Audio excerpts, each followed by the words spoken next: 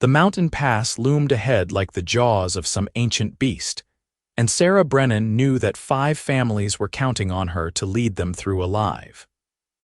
She sat tall in the saddle of her chestnut mare, surveying the narrow trail that wound between towering granite walls streaked with ice and shadow. It was April of 1876, and the Rocky Mountain snow still clung to the high places, turning the passage treacherous. Behind her stretched a line of 4 covered wagons, their canvas tops rippling in the cold wind that swept down from the peaks. Inside those wagons were everything these families owned, all their hopes for new lives in the Oregon Territory, and Sarah carried the weight of that responsibility like a stone in her chest. She was 24 years old, and she had been leading wagon trains through these mountains for 3 years now, ever since her father had died from pneumonia one bitter winter. Thomas Brennan had been the best guide in the territory, and he had taught his daughter everything he knew about reading weather, finding water, and navigating the deadly passes that could swallow wagon trains whole. Some folks had doubted a woman could do the work, but Sarah had proven them wrong time and again. She knew these mountains like she knew her own heartbeat, every trail and creek and sheltered valley. What she did not know was how to handle the cowboy who had been riding beside her for the past 2 weeks. His name was James Holloway, and he had signed on as trail security in Independence, Missouri, where the wagon train had assembled. He was 26, tall and lean with dark hair that curled at his collar and eyes the color of storm clouds. He wore his gun low on his hip and sat his gray stallion with the easy confidence of a man who had spent his whole life in the saddle. The families had hired him for protection against bandits and hostile encounters, but Sarah had not expected him to take such a personal interest in the route planning, or in her. Every morning he rode up beside her before the wagons started moving, asking about the day's journey.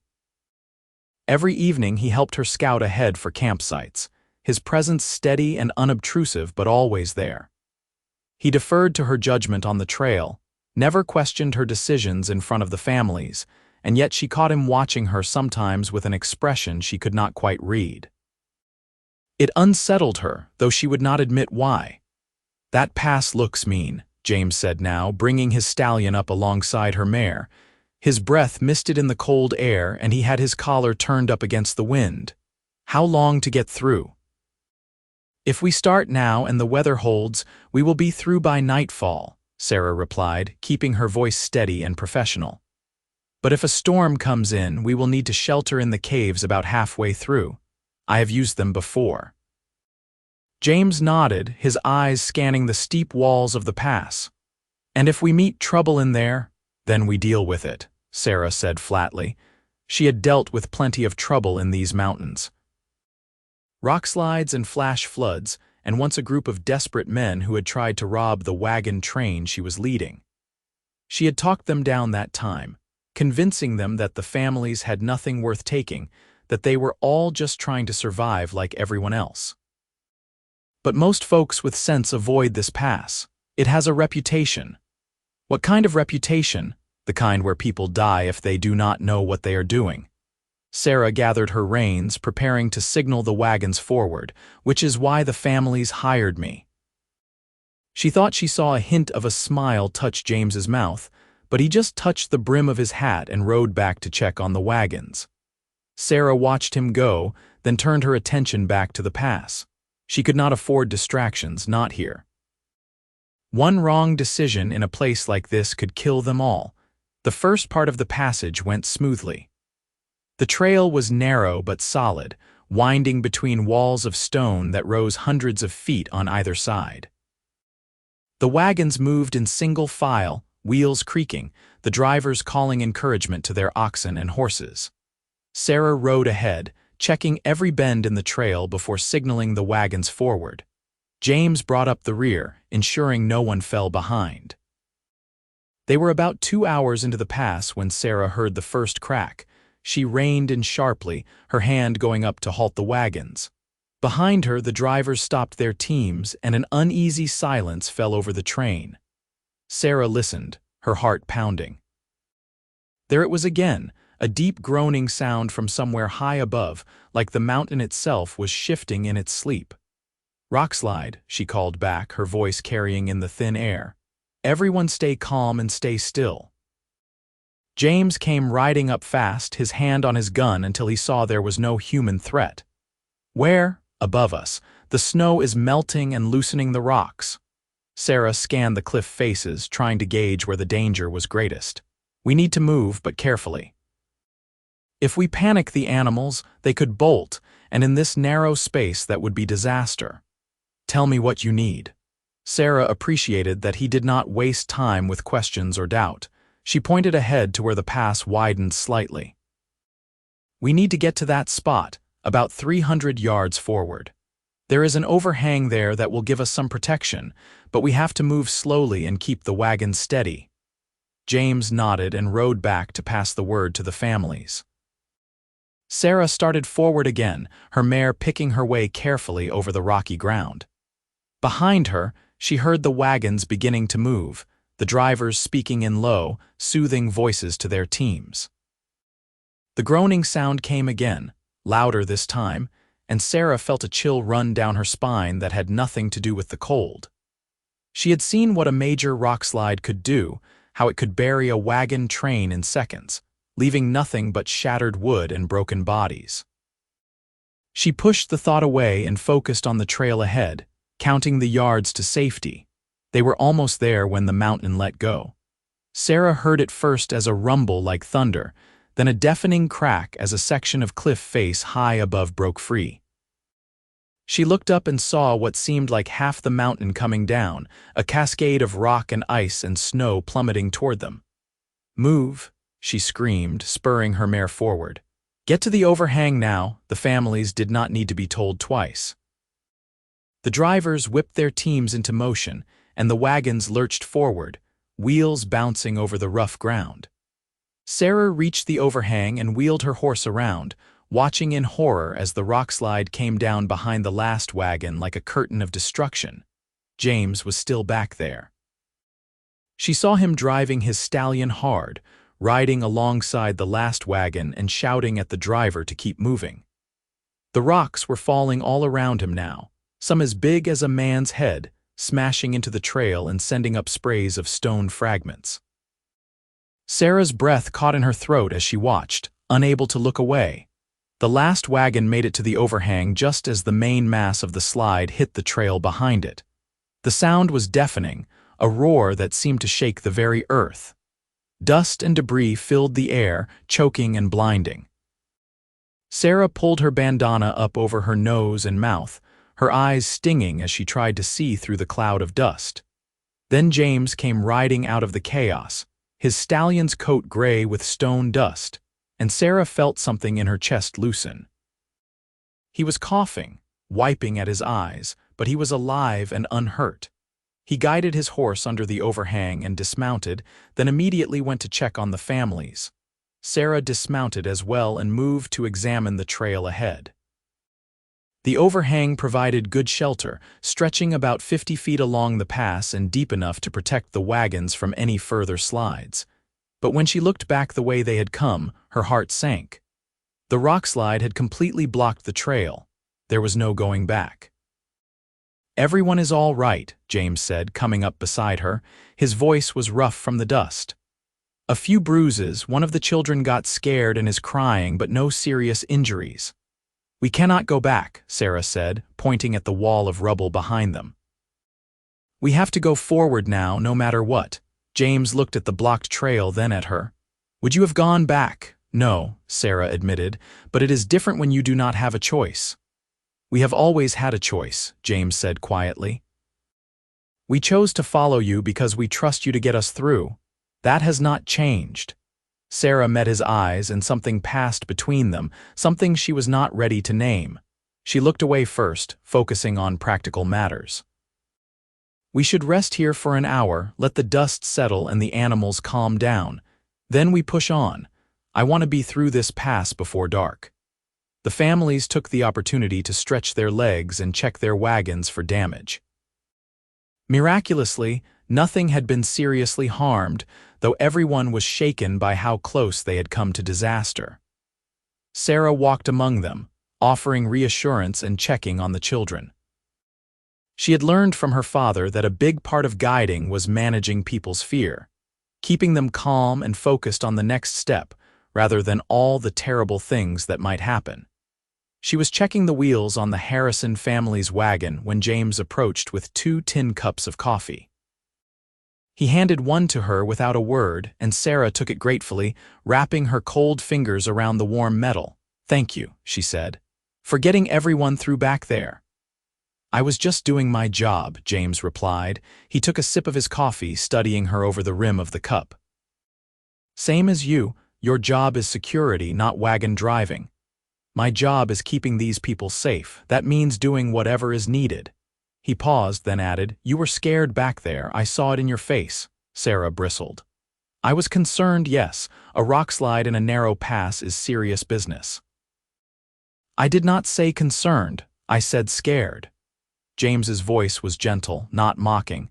"And there is no shame in it, Sarah. Being afraid and doing the job anyway is what courage looks like." She wanted to argue, to insist that she had been perfectly calm and in control, but she found she could not lie to him. Not when he was looking at her like that, like he could see straight through all her carefully maintained walls. "I thought you were not going to make it," she said finally. "When I saw you back there with the rocks falling all around you, I thought—" She stopped, appalled at herself. She had known this man for only 2 weeks. She had no business caring whether he lived or died beyond the professional concern of a trail guide for her hired security. And yet she had cared fiercely and desperately in that moment when she thought she might watch him die. "I made it," James said. His voice was rough again, but not from dust this time. "Takes more than a few rocks to stop me." They stood there in silence, drinking their coffee and not looking at each other, and Sarah felt the world shift slightly beneath her feet. She had spent 3 years keeping herself apart from the people she guided, maintaining a professional distance that protected her from getting hurt when they reached Oregon and went their separate ways. She had built walls around her heart after her father died, because grief had nearly destroyed her, and she never wanted to feel that vulnerable again. But this cowboy with his quiet competence and storm-gray eyes was finding cracks in those walls, and Sarah did not know if she wanted to patch them or let them widen. An hour later, they moved on. The pass continued to climb for another mile, the trail growing narrower and more treacherous. Sarah rode ahead, her attention focused completely on the path, watching for loose rocks or unstable ground. The walls of the pass were so close in places that the wagon wheels nearly scraped the stone on both sides. Then, finally, the trail began to descend. The walls opened up, revealing a view that made Sarah's breath catch despite how many times she had seen it. Below them stretched a valley, green and lush with early spring growth, a river winding through it like a silver ribbon. Mountains rose on all sides, their peaks still white with snow, but the valley itself was sheltered and fertile. "We will camp there tonight," Sarah called back to the wagons, pointing to a spot near the river. "Good water, good grazing, and shelter from the wind." The families cheered, their spirits lifting at the sight of level ground and safety. The descent took another 2 hours, but it was easy compared to the climb, and by the time the sun was setting, they had the wagons circled near the river and fires burning. Sarah saw to the animals first, as she always did, making sure her mare was unsaddled and rubbed down before she thought about her own comfort. The horse had carried her safely for thousands of miles, and Sarah believed in taking care of the things that kept you alive. By the time she finished, full darkness had fallen, and the stars were coming out overhead in a brilliant display that the city folk always marveled at. "You should eat something," James said, appearing at her elbow with a plate of beans and cornbread. "Mrs. Harrison insisted I bring this to you. Said you probably forgot to feed yourself again." Sarah accepted the plate with a tired smile. "Mrs. Harrison is too observant for her own good. She cares about you, they all do." James settled down on a log near the fire, his own plate balanced on his knee. You have done this before, guided them I mean, not these particular people but others like them. 12 wagon trains in 3 years, Sarah confirmed. She took a bite of the beans, suddenly ravenous. All of them made it through safely. That is an impressive record. It is what my father taught me to do, keep people alive, get them where they are going. She paused, then added, he used to say that every family we guided through was a new start, a new chance at life. He believed in that, in helping people build something better. And you? James asked. What do you believe in? Sarah considered the question. No one had asked her that before, or if they had, she had not been willing to answer. But there was something about the darkness and the firelight and this man's steady presence that made her want to try. I believe in the work, she said finally. I believe in doing what I am good at, in using the skills my father gave me. I believe in keeping my promises. Beyond that, she shrugged. I try not to think too much about belief. It feels dangerous. Dangerous how? Because if you believe in something and it gets taken away, it breaks you. Sarah heard the bitterness in her own voice and tried to soften it. My father believed in building a better world, in helping people, in all the good things. And then he died coughing up blood in a tent in the middle of winter, and all his beliefs did not save him. James was quiet for a long moment. When he spoke, his voice was thoughtful. My father was killed in the war when I was 14. Fought for the Union, believed he was dying to free people and preserve the nation. For a long time after, I thought maybe he was a fool for believing in anything. But then I realized that just because something costs you does not mean it was not worth believing in.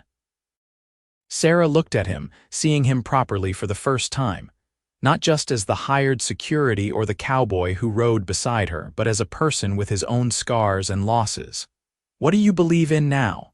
I believe in showing up, James said simply. In doing the job in front of me as best I can. In protecting people who need protecting. And I believe that sometimes things are worth the risk of getting hurt. He was looking at her as he said that last part, and Sarah felt heat rise in her cheeks that had nothing to do with the fire. She looked away, back at her plate, and concentrated on eating. But she was aware of him beside her, the solid warmth of his presence, the way the firelight touched his features. They sat in companionable silence while the sounds of the camp settled around them. Children being put to bed, adults talking in low voices, the crackle of the fires and the soft sounds of the animals. Sarah had heard these sounds 100 times, but tonight they felt different somehow, more real and immediate. How much farther to Oregon? James asked after a while. Another month, maybe 6 weeks depending on weather and how fast the families can travel. We have the worst of the mountains behind us now. The terrain gets easier from here.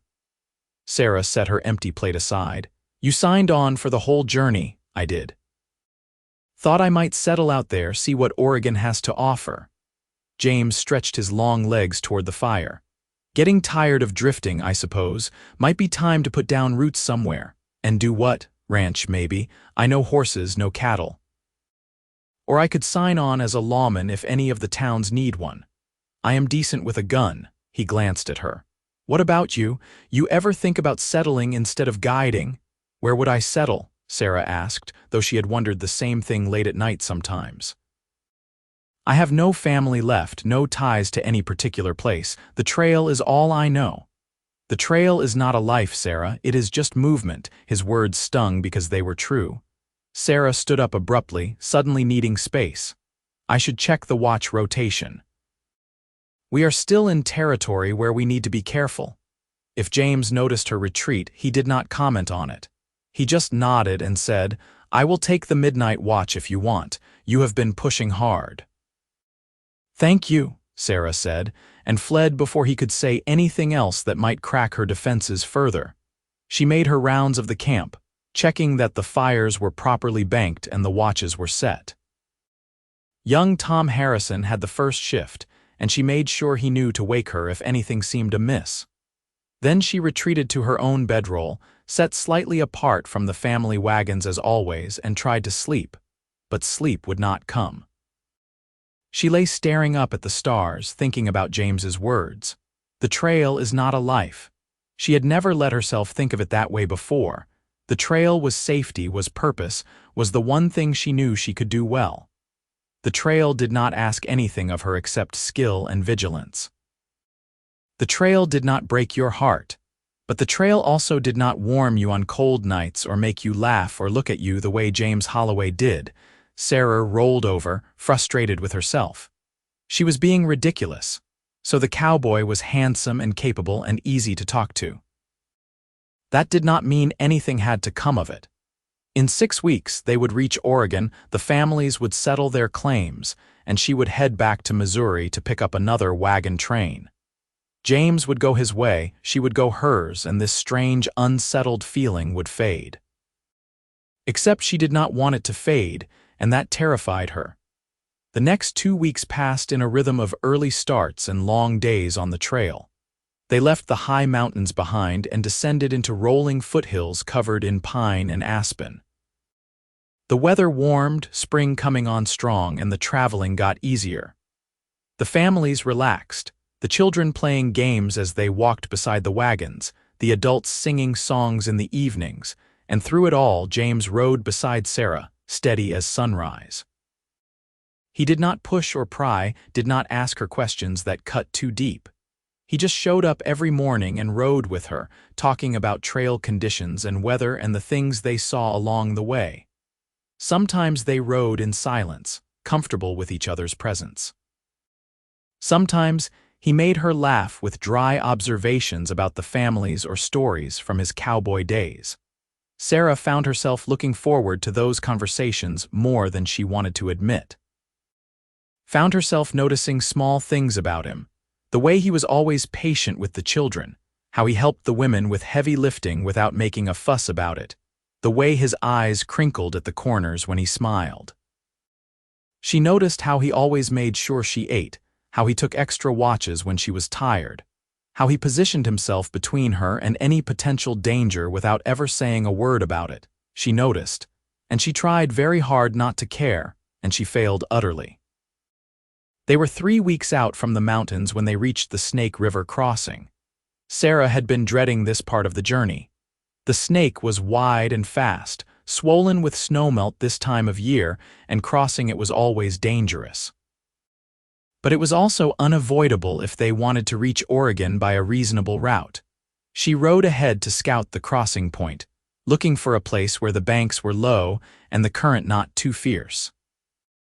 James came with her, the two of them following the river for several miles before Sarah found what she was looking for. "Here," she said, pointing to a spot where the river widened and grew shallower. "The current is still strong, but this is as good as it gets this time of year." James studied the crossing, his expression serious. "The wagons will need to be lightened. Too much weight and they will sink or get swept downstream." "I know. We will ferry the goods across separately, then bring the wagons over empty or nearly so." Sarah had done this before, though it never got easier.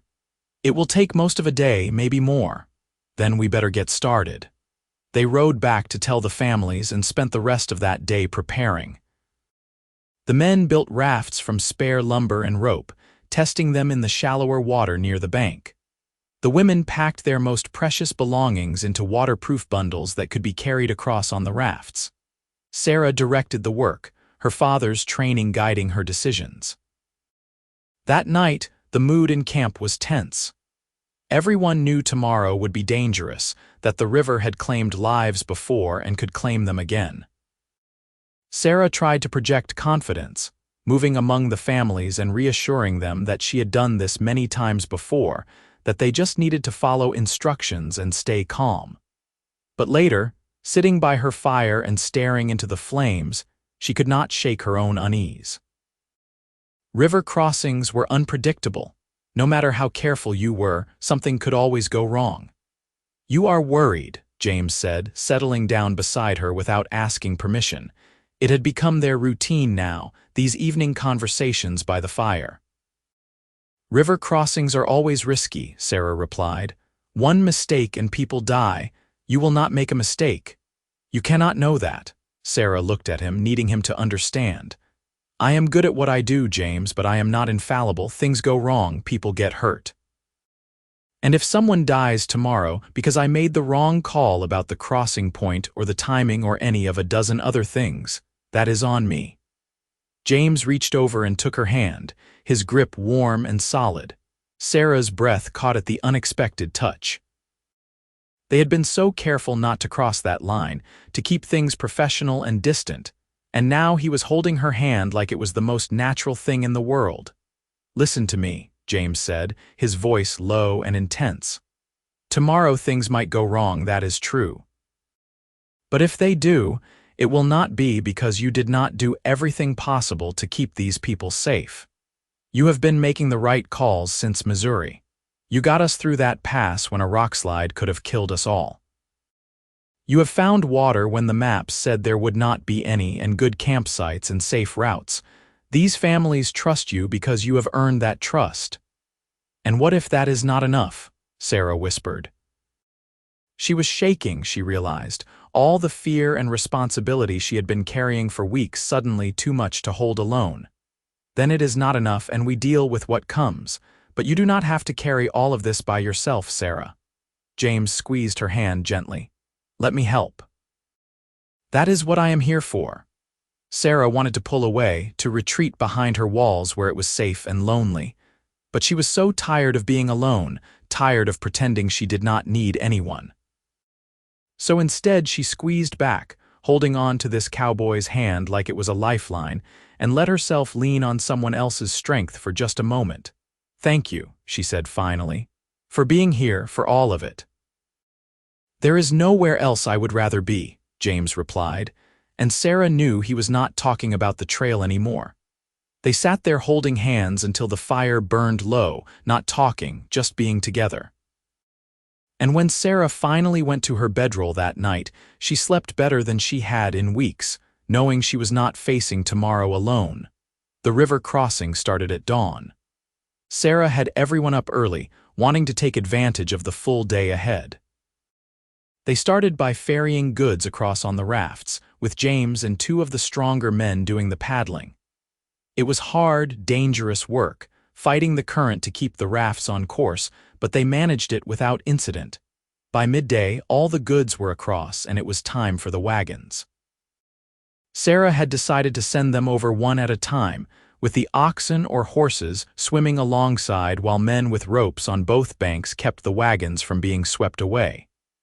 It was the safest method she knew, but that did not make it safe. The first wagon went across smoothly, the current strong but manageable. The second wagon made it as well, though it got pushed downstream a bit and had to be hauled back into position. Sarah felt some of her tension ease. Maybe this would be all right. Maybe they would all make it across without disaster. Then the third wagon started across, and everything went wrong. The wagon belonged to the Carlson family, and it was the heaviest of the lot, loaded with farming equipment they had refused to leave behind. Sarah had argued for removing more weight, but Mr. Carlson had been adamant. Now, halfway across the river, the wagon wheels caught on something underwater, a rock or a submerged log, and the whole thing lurched sideways.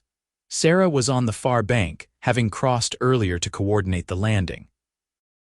She saw the wagon tilt, saw Mr. Carlson lose his grip on the driving seat, saw him fall into the churning water. His wife screamed from the bank, and their daughter, a girl of about 8, started to run toward the river. James moved before Sarah could even shout a warning. He spurred his stallion into the water, riding straight toward where Mr. Carlson had disappeared. The current was fierce, the water deep, and Sarah's heart climbed into her throat as she watched horse and rider fight their way through. James reached the spot where Mr. Carlson had gone under and dove off his horse, vanishing beneath the surface. Sarah counted seconds, her hands clenched into fists. 1, 2, 3, 4. The wagon was still stuck, starting to break apart under the pressure of the current. The other men were trying to get ropes on it to pull it free before it disintegrated completely. 5, 6, 7, 8. How long could a man hold his breath? Then James surfaced, hauling Mr. Carlson with him. The farmer was coughing and choking but alive. James got an arm around him and started swimming for the near bank, the current dragging them downstream. Sarah started running along the far bank, trying to keep them in sight, shouting instructions to the men with ropes. Someone got a rope to James and he grabbed it with his free hand, still holding on to Mr. Carlson with the other. They hauled both men in, dragging them through the shallows and up onto the bank. Mr. Carlson collapsed on the ground, vomiting up river water, and his wife and daughter rushed to him, crying and thanking God. Sarah crossed back over on the next raft, not trusting herself to wait. By the time she reached them, James was sitting up, dripping wet and breathing hard but unhurt. She knelt beside him, her hands shaking as she checked him over for injuries. "Are you all right?" she demanded. "Are you hurt?" "I am fine," James said, though his voice was rough. "Mr. Carlson, he will live thanks to you." Sarah's hands were still on his shoulders, and she realized she was gripping him hard enough to hurt. She forced herself to let go, to sit back. That was incredibly stupid and incredibly brave. Could not just let him drown. No, I suppose you could not. Sarah felt tears stinging her eyes and blinked them back fiercely. Twice now she had almost watched this man die, and twice he had survived. She was not sure how many more times her heart could take it. "Thank you for saving him." James looked at her, and something in his expression shifted. "Sarah." But whatever he was going to say was lost as the other families crowded around, everyone talking at once, asking if Mr. Carlson was all right and praising James for his bravery. Sarah stood up and moved away, needing space to get herself under control. They lost the Carlson wagon. The current broke it apart before they could get it free, and they spent the rest of the afternoon fishing salvageable pieces out of the river downstream. The family was devastated, but alive, and Sarah convinced them they could buy supplies in the next town and continue on. The other families pitched in, making room in their wagons for the Carlsons until they could get a replacement. That evening, Sarah sat by the river alone, watching the water flow past and thinking about how quickly everything could change. One moment you had a plan and everything was going according to it. The next moment someone was drowning and all your plans meant nothing. She heard footsteps behind her and knew without looking that it was James. He had changed into dry clothes, and he settled down beside her on the riverbank with a weariness that went deeper than physical exhaustion. "You are avoiding me," he said without preamble. "I am sitting right here," Sarah replied, though they both knew what he meant. "You have been avoiding me since the crossing, since before that, really. Since the night I held your hand and you let me." James picked up a stone and tossed it into the water. "Why?" Sarah watched the ripples spread out from where the stone had landed. "Because this has to end. Because in 3 more weeks we will reach Oregon and all of this will be over. You will go your way, I will go mine, and it is better if we do not." "Do not what? Care about each other?" James's voice was gentle but insistent. "Too late for that, Sarah, at least for me." Sarah closed her eyes, trying to hold on to her resolve. "You do not understand. I have lost everyone I ever cared about, my mother when I was 12, my father 3 years ago. I built walls for a reason, James. I cannot afford to let someone in and then lose them." "So your solution is to never let anyone in? To spend your whole life alone because you are afraid of being hurt?" James shifted closer to her, and Sarah could feel the warmth of him even without touching.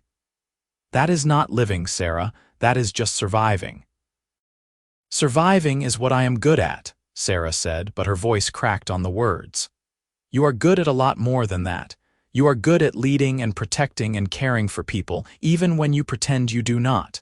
You are good at being strong and capable and brave. But you are also allowed to be scared, Sarah. You are allowed to want something for yourself instead of always putting everyone else first." Sarah opened her eyes and looked at him, this cowboy who had somehow seen past all her defenses to the lonely, frightened woman underneath. "What if I let myself want you and then I lose you? What if you get sick or hurt or decide I am not worth the trouble? What if I am not enough? What if you are everything?" James countered. He reached out and cupped her face in his hand, his touch achingly gentle. "What if we have something here that is worth fighting for, worth the risk? What if you stop running long enough to find out? Sarah felt the tears she had been holding back start to fall. She was so tired of being strong, so tired of being alone. And this man was offering her something she had convinced herself she could never have. The chance to be loved, to be seen, to be enough exactly as she was. "I am scared," she whispered. "I know," James said. "Me too, but I would rather be scared with you than safe without you." And then he kissed her, soft and careful, like she was something precious. Sarah kissed him back, letting herself fall into it, letting herself feel everything she had been trying so hard to deny. It was terrifying and wonderful and right in a way nothing had felt right since her father died. When they finally pulled apart, both breathing hard, Sarah rested her forehead against his. "I do not know how to do this. I do not know how to be with someone." "Then we will figure it out together," James replied. "No rush, no pressure, we just take it one day at a time and see where it goes." "What do you say?" Sarah took a deep breath, feeling like she was standing at the edge of a cliff, about to jump. Then she thought about how James had looked riding into that river to save Mr. Carlson, how he had held her hand by the fire, how he had showed up every single day and ridden beside her without fail. She thought about what her father used to say about new starts and second chances. "All right," she said finally, "one day at a time. But I am still the trail boss, and my decisions are final when it comes to the route." James laughed, a sound of pure joy. "I would not have it any other way." They sat there by the river as the stars came out, his arm around her shoulders and her head resting against his chest. Sarah could hear his heartbeat, steady and strong, and for the first time in 3 years she let herself believe that maybe, just maybe, she could have this. That maybe she deserved something more than just survival. The rest of the journey to Oregon passed in what felt like a beautiful dream. Sarah and James did not hide their relationship from the families, and no one seemed surprised. Apparently they had not been as subtle as Sarah thought about their feelings for each other. Mrs. Harrison just smiled knowingly and said she had been wondering when those two would figure it out. They rode together every day, sometimes talking, sometimes in comfortable silence. James started teaching Sarah some of the cowboy songs he knew, laughing when she could not carry a tune to save her life. Sarah showed him how to read the signs of weather in the clouds and the behavior of animals, the knowledge her father had passed down to her. In the evenings, they sat together by the fire, and Sarah found herself telling James stories about her childhood, about traveling with her father, about the dreams she had given up when he died. James listened without judgment and shared his own stories in return. He told her about growing up during the war, about learning to work cattle in Texas, about the rootless years since his father's death when he had drifted from job to job looking for something he could not name. "I think maybe I was looking for you," he said one night, and Sarah's heart felt so full she thought it might burst, but it was not all easy. They argued sometimes about the route or the pace, both of them strong-willed and used to making their own decisions. Sarah had moments of panic where she wanted to push James away, to retreat back behind her walls where it was safe. And James had his own fears, his own doubts about whether he was good enough for her, whether he could give her what she needed. But they worked through it, talking things out instead of letting resentments build. Sarah was learning that being with someone meant being vulnerable, meant trusting them with the parts of yourself that hurt and scared you. It was hard, but it was also worth it. 3.5 weeks after the river crossing, they crested a rise and saw the Willamette Valley spread out below them, green and gold in the afternoon sun. The families let out a cheer, some of them crying with relief and joy. They had made it. They were finally in Oregon. Sarah felt a complicated mix of emotions as she looked at that valley. Pride that she had gotten them here safely, all 12 families intact despite the dangers of the trail. Relief that the job was done, that she could rest for a little while. But also a strange sadness, because this journey was ending and she did not know what came next. James rode up beside her, and she knew he was feeling something similar. The end of the journey meant decisions had to be made, conversations had to be had. They could not just keep moving forward one day at a time anymore. "We should talk," James said quietly, so the families could not hear. "About what happens now, I know," Sarah replied, "but let us get the families settled first. They have earned that much." They spent the next week helping the families establish their claims and get started on building. Sarah knew the area, knew which land was good for farming and which was better left alone. She introduced them to the few settlers already in the valley, helped them negotiate for supplies and livestock. James worked alongside the men, his cowboy skills useful for everything from building corrals to breaking horses. But all the while, Sarah felt the weight of the inevitable conversation pressing on her. She had to go back to Missouri soon to pick up another wagon train. It was her livelihood, her purpose. But the thought of leaving James behind felt like tearing out her own heart. On their last evening before Sarah was planning to leave, James came to find her. She was sitting on a hillside overlooking the valley, watching the sunset paint the sky in shades of orange and pink. "Thought I might find you here," he said, settling down beside her. "You have been avoiding me again." "Not avoiding," Sarah said, though it was not entirely true, "just thinking. About leaving, about everything."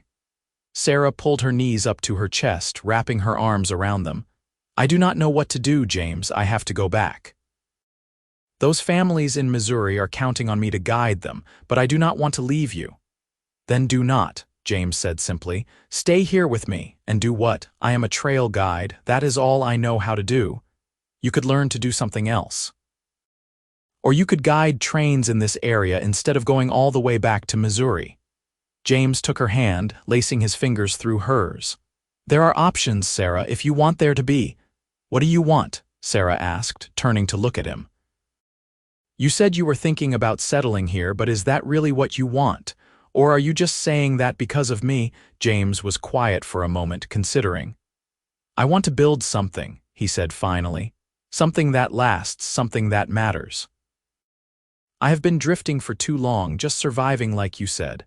I want a home, a life, maybe a family someday, and I want all of that with you if you will have me." Sarah's breath caught. "James?" "I love you, Sarah Brennan," James said, his voice steady and sure. "I think I have loved you since that day in the mountain pass when you were so fierce and brave and scared. I love how you take care of everyone around you. I love your strength and your stubbornness and the way you try so hard not to need anyone. I love you, and I want to spend the rest of my life proving to you that you are enough, that you deserve to be loved." Tears were streaming down Sarah's face now, and she did not try to stop them. "I love you too," she whispered. "I have been so afraid to say it, afraid that if I did it would make it real and I could lose you. But I do love you, James, so much it terrifies me." "Then be terrified with me," James said, pulling her close. "Marry me, Sarah. Stay here and marry me and let us build something together. You could guide local families, help them settle, teach them what your father taught you. I will get some land, start a horse ranch. We will make a life here, a real life." Sarah looked at him, this cowboy who had ridden beside her through danger and doubt and fear, who had never wavered, who had seen her at her worst and loved her anyway. She thought about her father and what he would say. She thought about new starts and second chances and the courage it took to let yourself be happy.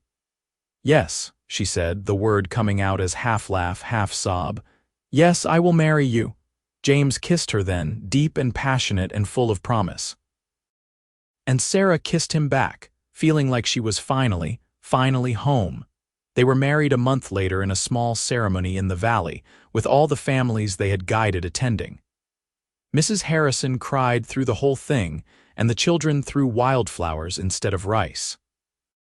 Sarah wore a simple dress of cream muslin that one of the women had helped her sew, and James wore his Sunday best with his dark hair neatly combed. As they said their vows under the open sky, Sarah felt her father's presence somehow, like he was there watching and approving. She had spent 3 years trying to honor his memory by doing the work he had taught her. But now she understood that the best way to honor him was to live fully, to take the chances he never got to take, to build the kind of life he had always wanted for her. They built a house on a piece of land just outside the valley, with good water and views of the mountains. James started his horse ranch, using his cowboy skills to break and train horses for the settlers moving into the area. Sarah continued to guide, but now she worked locally, helping new families settle their claims and teaching them how to survive in this wild country. She also started training other guides, passing on her father's knowledge to a new generation. She taught them how to read the weather, how to find water, how to navigate the dangerous mountain passes. She taught them that leading was not just about knowing the route, but about taking care of people, earning their trust, getting them through safely. The first winter in their new house was hard. They were still learning each other's rhythms, still figuring out how to be married. There were arguments about money and work and whose turn it was to fetch water. There were nights when Sarah woke from nightmares about losing James, and he had to hold her until the fear passed. But there were also quiet mornings drinking coffee together on their porch. There were evenings working side by side, Sarah mending tack while James carved.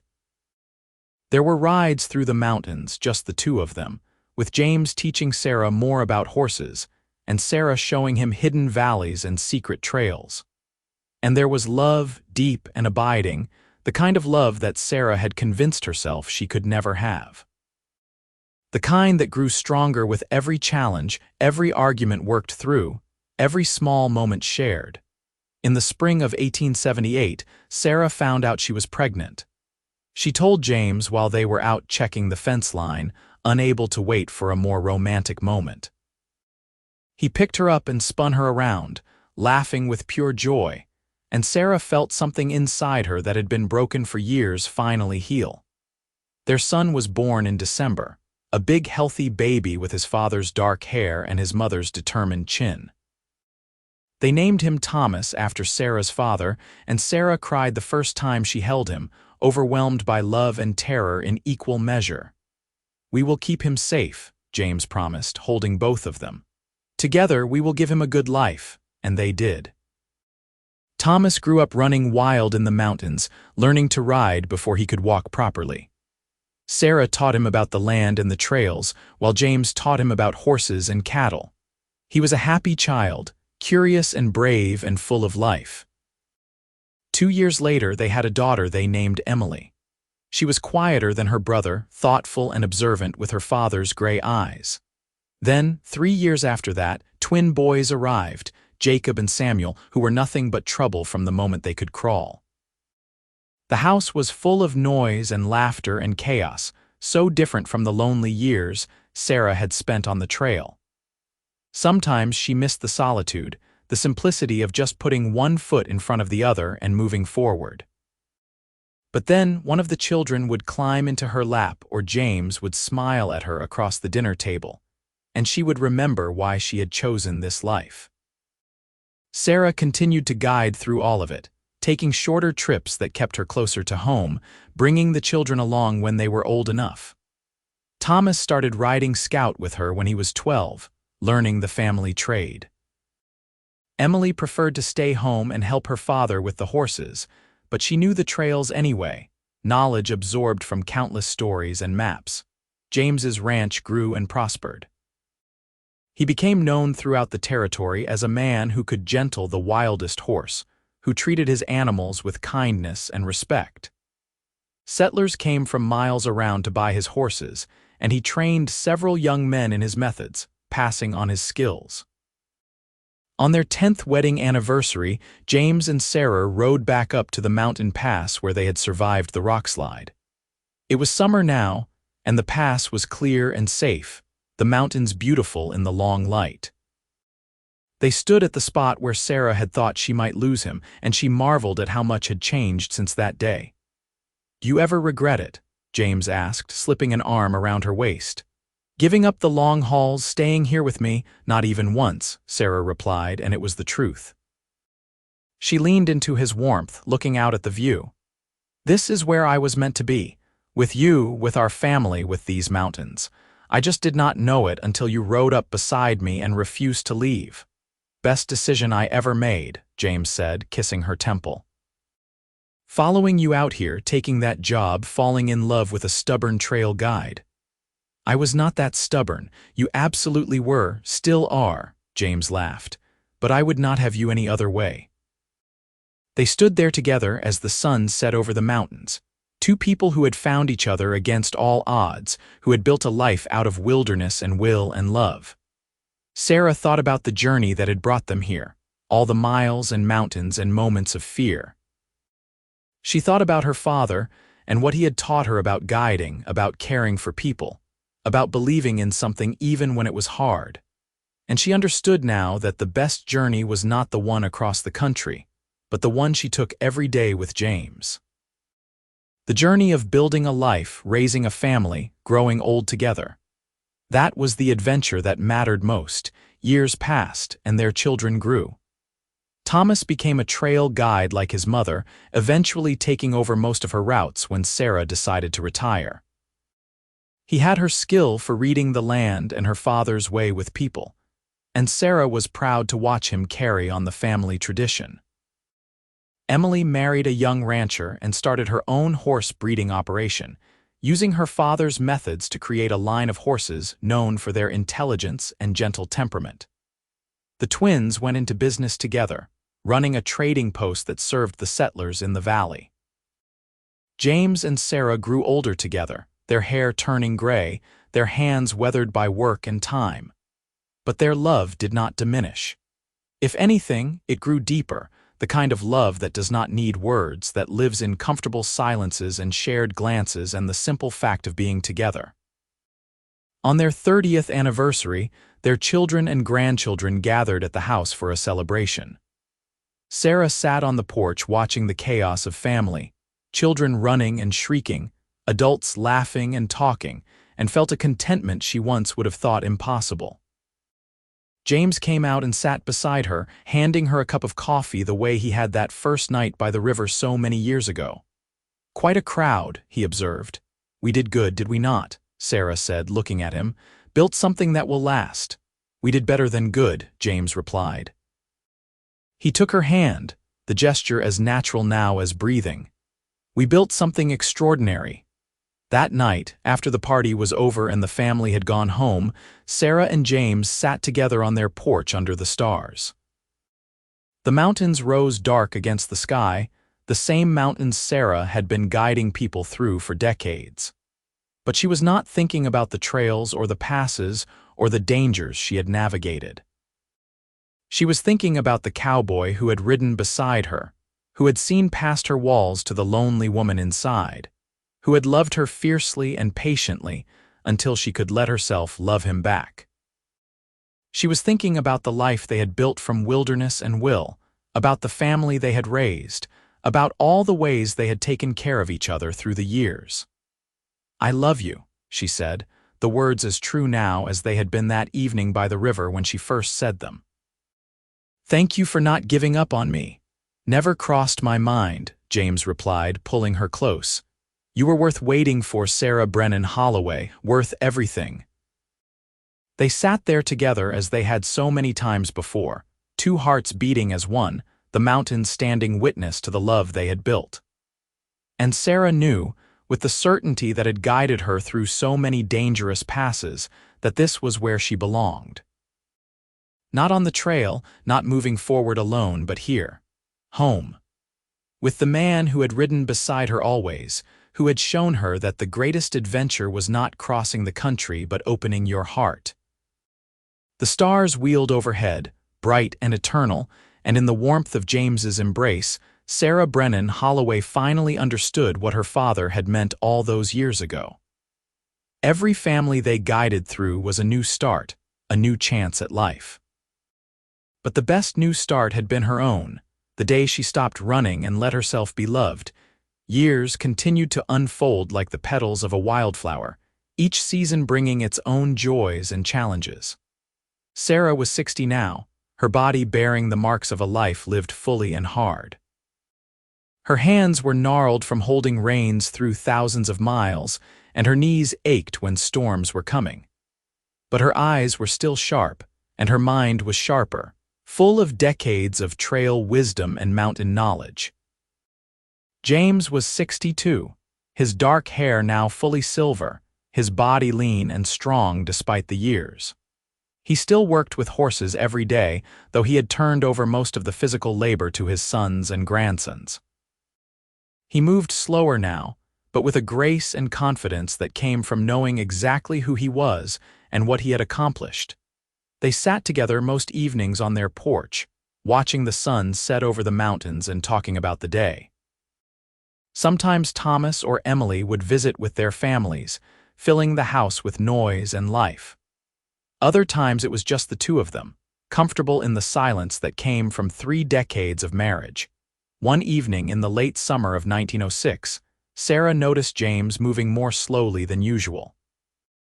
He had insisted on helping repair a fence that afternoon, despite Sarah telling him to let their grandson handle it. Now he was pale and breathing hard, and Sarah felt a flutter of fear in her chest. "You overdid it today," she said, trying to keep her voice light. "Getting too old to wrestle fence posts." "Never too old," James replied, but he let her help him to his chair, which was unusual. He never liked admitting when he needed help.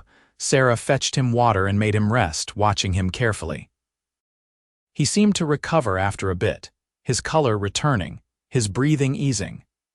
But that night Sarah lay awake listening to him sleep, gripped by a fear she had not felt since those early days when loving him was new and terrifying. She had known this was coming eventually. They were getting old, both of them. The years of hard work and frontier living took their toll, no matter how strong you started. But knowing something intellectually and facing it emotionally were two different things entirely. The next morning, Sarah insisted James ride into town to see the doctor.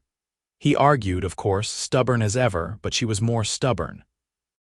Finally, he agreed, and Sarah rode with him, her hand reaching out unconsciously to touch his arm every few minutes, reassuring herself that he was solid and real beside her.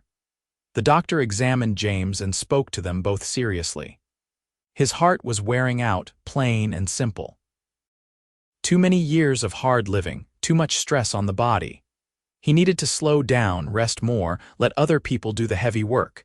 And even then, the doctor could make no promises about how much time he had left.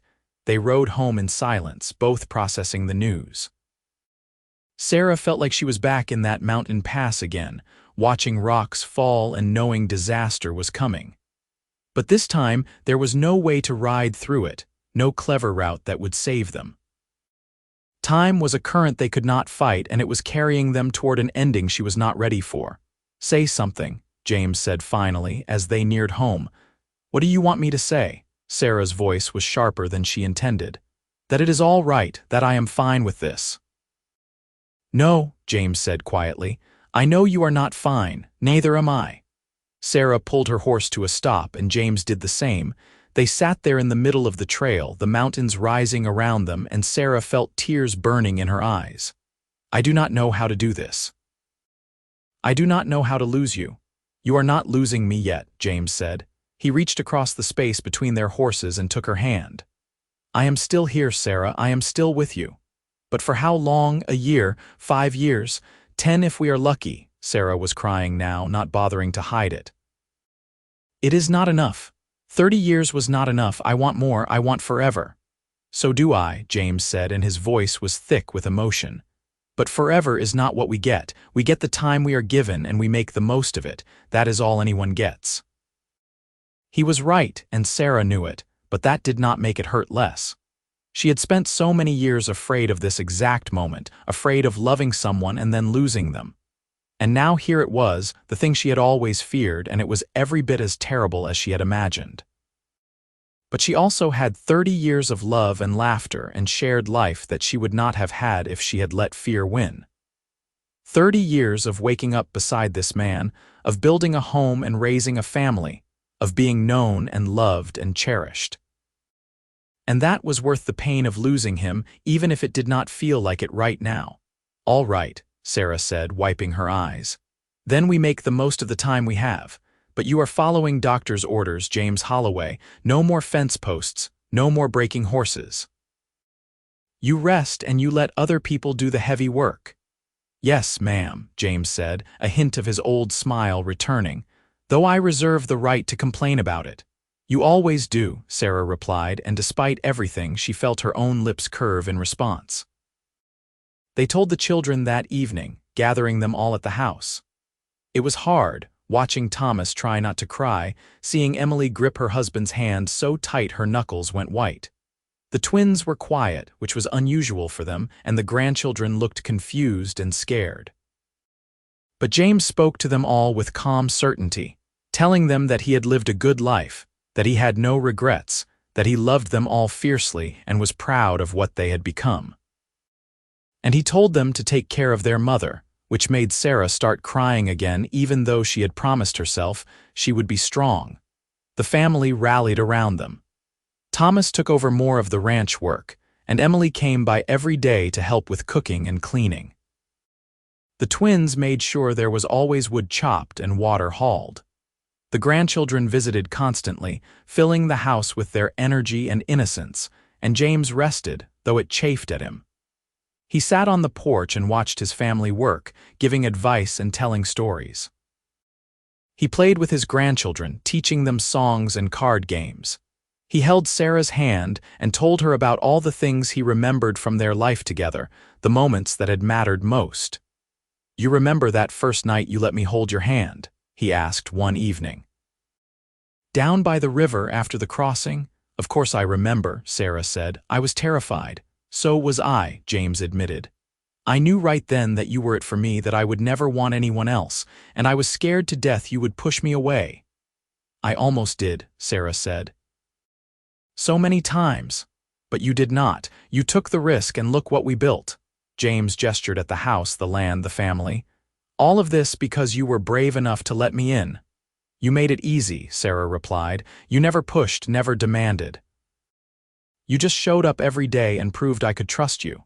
That was all I wanted, to be worthy of your trust." James lifted her hand to his lips and kissed it gently. "Thank you, Sarah, for marrying me, for building this life with me, for loving me. You gave me everything I ever wanted."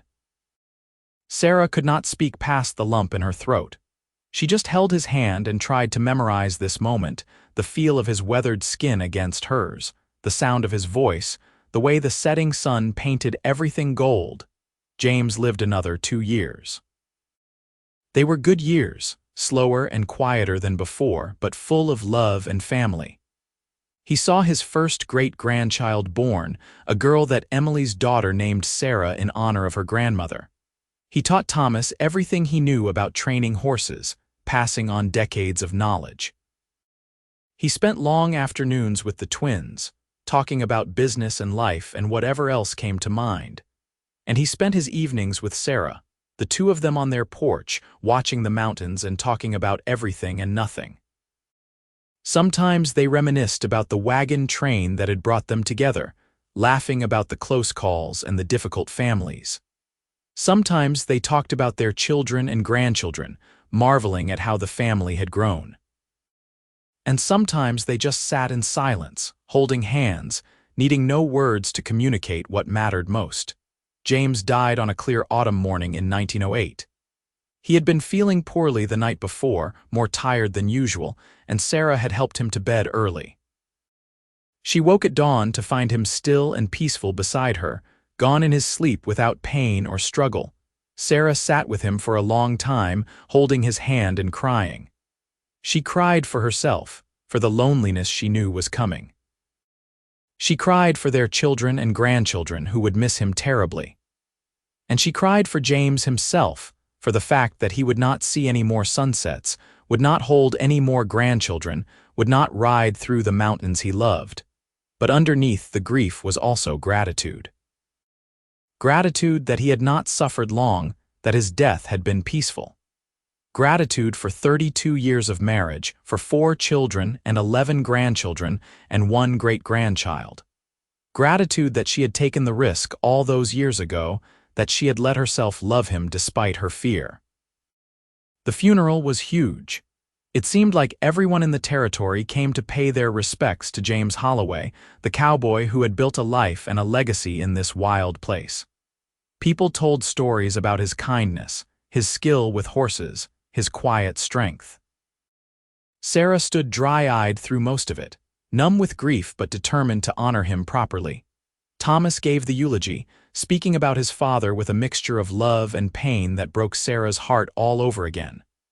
Emily sang, her voice clear and pure, the hymn one that James had loved. The twins served as pallbearers along with 4 of the grandsons, carrying their father to his final rest on a hillside overlooking the valley.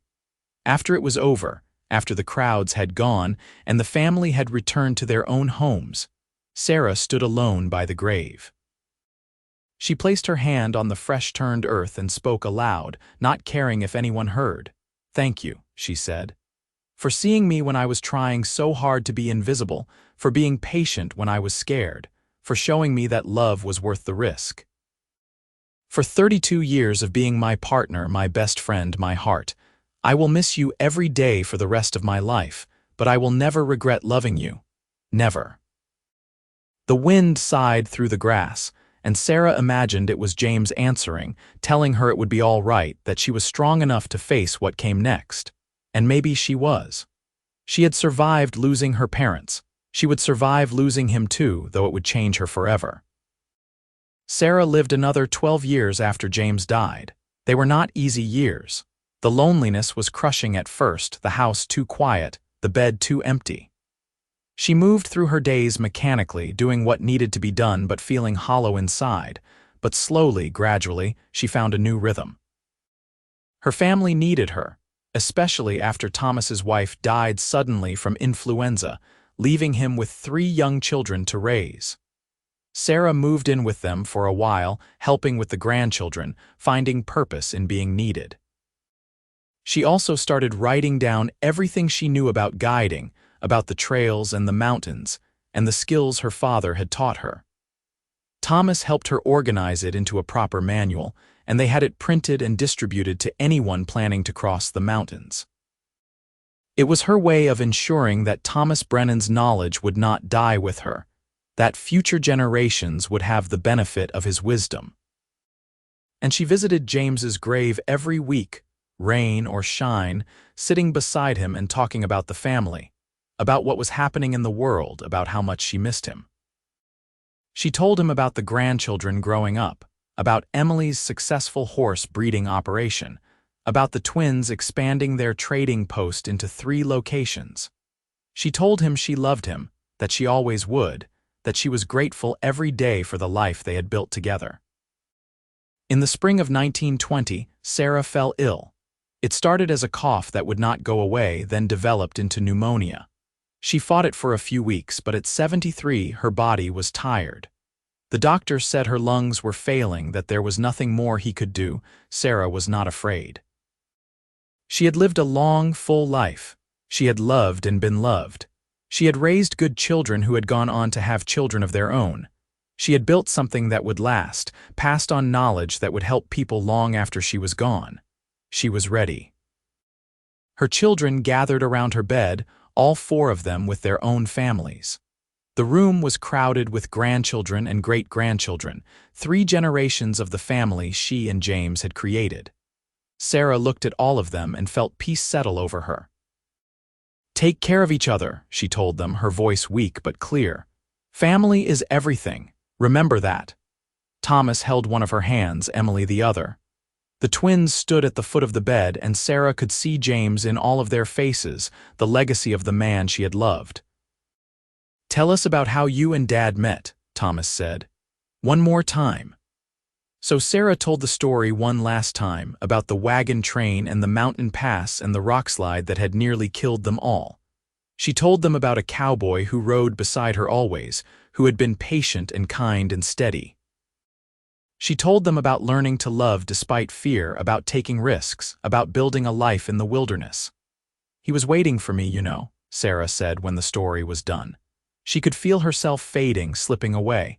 "Your father, he is waiting, and I am tired of making him wait."